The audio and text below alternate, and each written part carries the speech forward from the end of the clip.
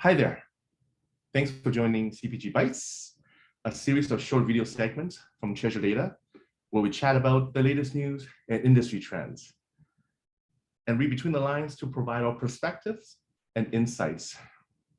Today, as you can see, is a very special episode of CPG Bytes, where both David and I are sitting in the same room filming today's topic. Typically, I'm in my room while David is halfway across the country, and we record these CPG Bytes for you.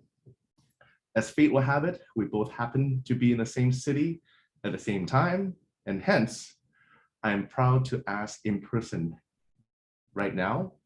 So David, my friend, what do you have for us this week? Hey, Stephen. It's good to finally meet you in person. So, likewise. This is going to be a lot of fun. So as you can see, there was a study that Forbes did in conjunction with Treasure Data around, what are the steps to become a world-class customer experience leader?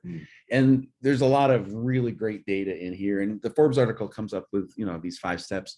But I thought, let's take a little deeper into the data and look at it from a lens of CPG companies. So this study went across 250 executives across all sorts of different industries, but I wanted to look into the data, tease out 3 things that I think are relevant from a CPG perspective.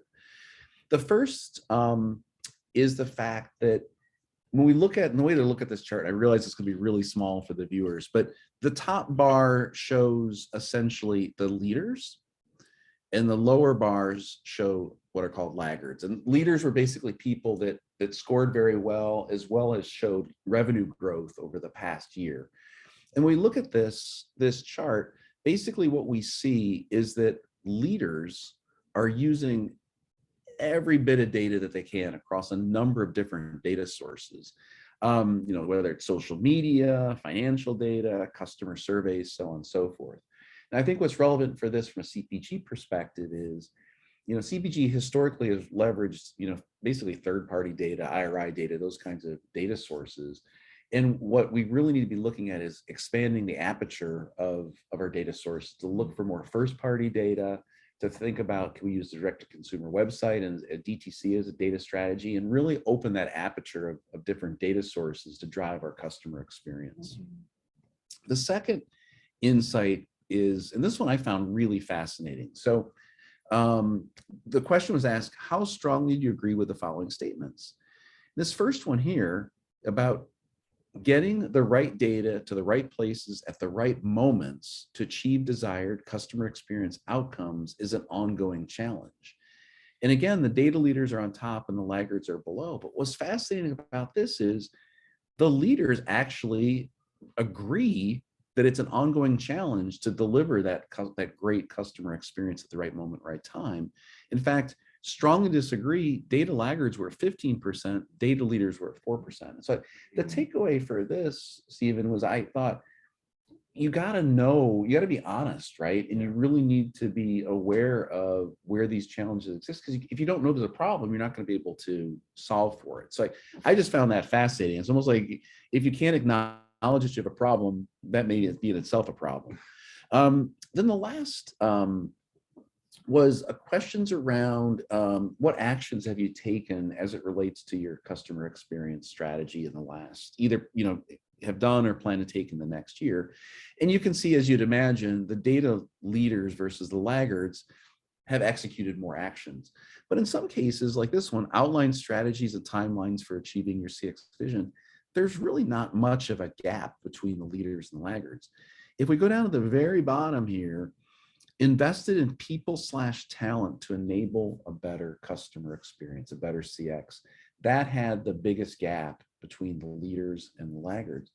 And I think, we all know there's a struggle for achieving talent, but I think from a CPG perspective, if we can think about the fact that customer experience is not just, say an interaction on a direct-to-consumer website, it's all sorts of interactions, and being able to ensure that you've empowered your people to deliver that excellent customer experience could include things like your customer call center, right? Making sure that those people really understand the brand messaging and feel great about their job and convey that excitement and enthusiasm for the brand in those interactions with customers. So I think making sure that you're really thinking holistically about your people and how, just about everyone within your organization has a role in delivering that excellent customer experience. Yeah, I totally agree with that, David. And CX it's a hot buzzword that gets thrown around a lot. But what does it really mean to our CPG brands, right? In essence, it is every interaction that your consumers will have with you, whether it's coming to your website, ordering something from your DTC page, calling your customer service at the contact centers, to even opening up the packages that they receive at their doorsteps. So it is every interaction that they will have with you with all the different departments. And then every step of the way that you want to exude the confidence, right? The confidence in your products, the confidence in your friendly service, and confidence in providing helpful recommendations. So that, in a nutshell, is CX to me, or customer experience. And now that you have that established, right, you need to periodically audit and revisit to see if your touch points are indeed providing that positive experience and aligned to your organizational goals, right? Let data be your biggest wingman to make optimization decisions, right? Like Dave was saying, collect data from all available sources so you can tweak and improve based on the insights that you get from unifying all the data silos. Yeah, it's funny that Steven mentioned that auditing piece, right? I think too often people rest on their laurels. And if we go back to, that second insight, the leaders definitely aren't resting on their laurels. They're willing to acknowledge that there are gaps, there are challenges, and revisit those and make sure that they're solving for them. So appreciate those extra insights there.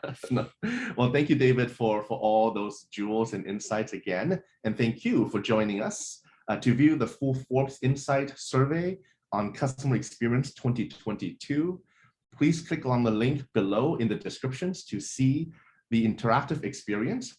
And once you go there, also remember to go to the accompanying report where we went into more data and pull out all the insights for you to take away with.